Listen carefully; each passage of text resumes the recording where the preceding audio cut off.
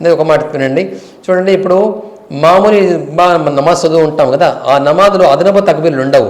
కానీ ఈద్ రోజున చదివేటువంటి, పండుగ రోజు చదివేటువంటి నమాజ్లో అదనపు తక్బీర్లు ఉంటాయి. కాబట్టి 6 అదనపు తక్బీర్లు ఎప్పుడు చదవాలంటే, మొట్టమొదటిసారిగా అల్లాహు అక్బర్ అంటాం, రకాత్ ఇక్కడ కట్టుకుంటాం.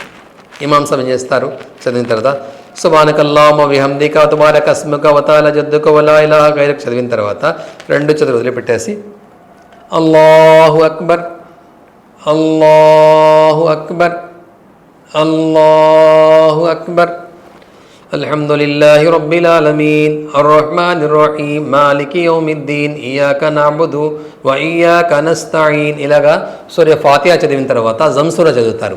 జంసూర చదివిన తర్వాత రుకూలోకి వెళ్తారు అల్లాహు అక్బర్ అని చెప్పి.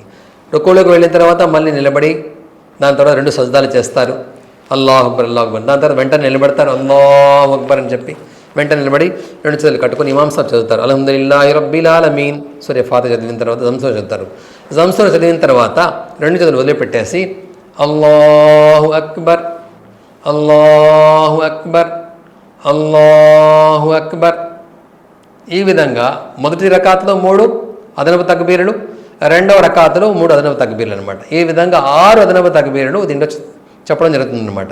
దాని తర్వాత అల్లాహు అక్బర్ అని చెప్పి రుకులోకి వెళ్తారు.